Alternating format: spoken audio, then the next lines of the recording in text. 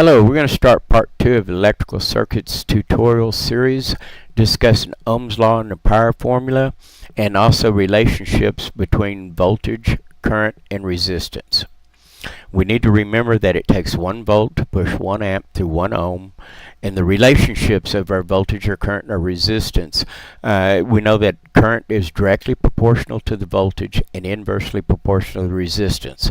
So what that means is if we hold our resistance constant and we increase our voltage, we're going to increase our current. If we decrease our voltage, our current is going to decrease. Now, since current and resistance are inversely proportional, if we hold our voltage constant and we increase the resistance, it's going to drive our current down, and if we decrease the resistance, the current's going to go up. The reason these relationships are so important, they can save us a lot of time, save us from having to do the math if you're a technician. They can give us clues as what to look for, where to look for on a circuit that is having a problem. So we'll use a light circuit for example. If our light is actually lighting but it's not bright as it should be, we know that our work, we're not doing as much work as we should be, so our power, our wattage is low. Our voltage and our current, we multiply those, that will give our wattage. So we'll start by making a voltage reading. That is the easiest measurement to make because we use a voltmeter in parallel to a circuit, so we don't have to do anything special to the circuit like turn it off, disconnect something. We don't have to use the lockout tagouts. We simply set it on the right setting on our multimeter, either DC voltage or AC voltage. Once we measure it, and we can measure our voltage drop across the power source across the individual component, and we see that we have the right amount of voltage, then and we're not getting the work we should be, then we know that our current has dropped because our current times our voltage gives us our power. And for that current to drop, if the voltage remain constant, we know we have an increase in resistance somewhere in that circuit causing the problem. That increase in resistance gives us a clue as what some of the things to look at, some of the places to look in that circuit. A loose connection, corroded terminal, corroded wires, a loose light bulb, a switch or something else in that circuit that has been in use for a long time and has some wear on it and has changed value, increase in the resistance. So by knowing these relationships as a technician, you can save yourself a lot of time and also from having to do the math. Now when we get to Ohm's law and the power formula, we have two basic formulas. Ohm's law would be our voltage is equal to the current times resistance, and our power formula is our power is equal to our current times the voltage. Here's the big thumb wheel. It's a formula chart. It has all 12 of the formulas that we would be using. And as you see, it's kind of intimidating looking. It's got some square roots and some squares, and it's got all 12. So one thing we got to remember, if you're going to use this wheel, you have to be able to reconstruct it every time exactly as it's shown, because if you get one formula out of place, it drives 3 others out, and that would be causing some problems on your calculations.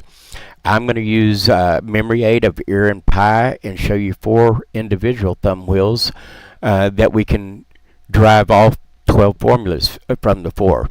The first 2 are the main 2, and those will be the ones I use the memory aid of ear and pie for.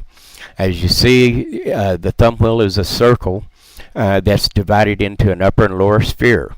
That would be a fraction or a division format. The lower sphere is divided in half side by side, and that would be a multiplication format. So E is for voltage, A is for our current, and R is for our resistance. That's our ear. And the way we would use this, if we had our current and our resistance and was looking for the voltage, we'd simply place our thumb over the E, and that would tell us our voltage is equal to your current times the resistance. So now we can derive the other 2 because we can get 3 formulas from each one of these, and we don't have to use any opposites. We don't have to manipulate the algebraic formulas with this due to the design of the thumb wheel. So if we was looking for the the amperage, we'd cover up the A, and that tell us our current is equal to the voltage divided by the resistance. If we was looking for resistance, we'd cover up the R, and it tell us our resistance is equal to our voltage divided by the current. And that gives us a fourth of the formulas, 3 of the 12 formulas, and everything. As long as we have 2 values, we can solve for that third one. And we don't have to manipulate the formula any. The thumb wheel does that for us. That's ear. Now we'll go on to pi, which is our power formula. And it's set up and used the same way as the ear, but this is using our power, which is our wattage, the amount of work we can do, our current, and our voltage. And so getting into it, to derive the 3 formulas that we get from it, is our power is equal to the current times the voltage. If we're looking for the current, we cover up the I, and that tells us our current is equal to the power divided by the voltage. Looking for our voltage, we cover up the E, and it would tell us our voltage is equal to the power divided by the current. That gives us half of the formulas. That gives us 6 of them from those 2 thumb wheels, and we didn't have to do any manipulation. The thumb wheels did it for us. Now the last 2 are a little bit more difficult. It requires a little bit more manipulation to use, but it'll give us the remaining half of the formulas we can use. Starting off with the one on the left, and we're going to have to use square and square roots to deal with these, but the one on the left, we'll start with it.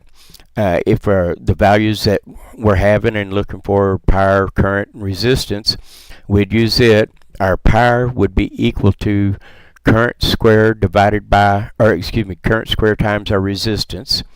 If we're looking for the current, here we got to do a little bit of manipulation because we're looking for the current, not current squared. So we'd cover up that I square, and we'd take current is equal to the square root of our power divided by the resistance. If we're looking for the resistance, we cover up the R, and that would be power, resistance is equal to power divided by current squared. Now for the wheel on the right, dealing with voltage, power, and resistance, we have to do our manipulating from the start. If we're looking for voltage, we'll cover that up, but we're not looking for voltage square. So voltage is equal to the square root of power times resistance. If we're looking for the power, we cover up the P, and it would be equal to, power would be equal to voltage squared divided by the resistance. And if we was looking for resistance, we'd cover up the R, and resistance would be equal to voltage squared divided by the power. Now here's all 4 of the thumb wheels, the individual thumb wheels together. The top 2 again will be the most commonly used as a technician. And with these 4, we can derive all 12 of the formulas from them. Again, the bottom 2 requires a little bit of manipulation. All 3 methods work quite well. Some people, the big 12, the big thumb wheel, is what makes sense to them. That's how their brain's wired. I know people that just memorize all 12 of the formulas, and then a lot of people will use these. It all depends on how your brain is wired, which makes sense and is easiest for you to remember, because they all give you the same formulas. That concludes part 2 of our tutorial. Thank you.